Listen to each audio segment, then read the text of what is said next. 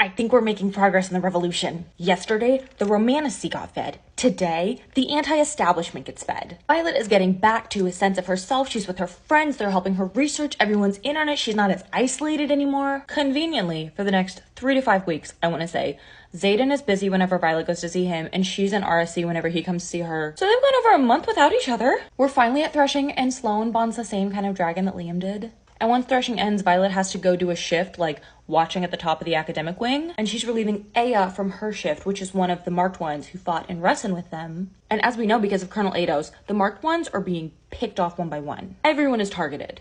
And as they get up there, a group of infantry show up. Fighting ensues. Aya goes down. Violet is thrown off the parapet. And this section felt very hopeless. As she is hanging off this tower, in her mind, she knows that Tarn's too far. He's not going to make it in time to save her. Infantry guy is trying to pick her fingers off from holding on. And he's like, it's nothing personal. Just let go. It'll be over quickly. Sir? And just as Violet's about to fall to her death, someone stabs the infantryman in the neck.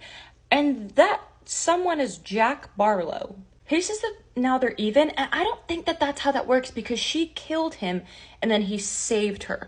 I think to be even, she would need to save him, but who am I to question?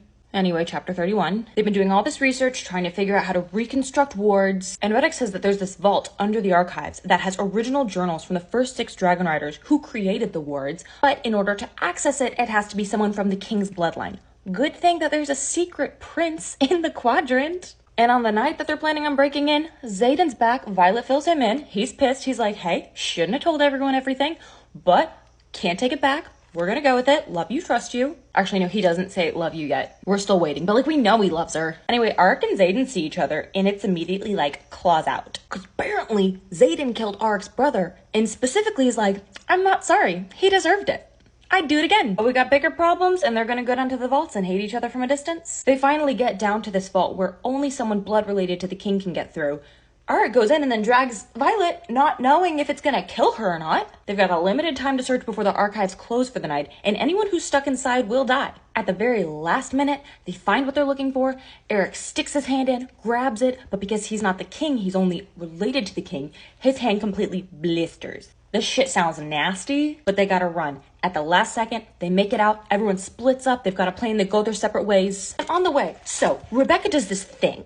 She'll throw in an important line or some important lore, and then she'll immediately go to something else to distract you as the reader. And she's good at it. But there was a line where someone said something about it being bad for dragons to bond writers who are in the same family line because those writers could go mad. Segal's last writer was Xaden's grandparent, and that's all we got from that. Anyway, Xaden takes the journal. He's out. He's got to get it to Brennan. It's limited time. It's looking like we've got a success. We're on a high. When nonchalant Nolan, the mender, walks up to Violet, hands her some lemonade. He's like, hey, shouldn't you be with Xaden right now? And then he says some shady shit about her endangering the kingdom, and she starts to black out. And now Varys shows up. I hate this man.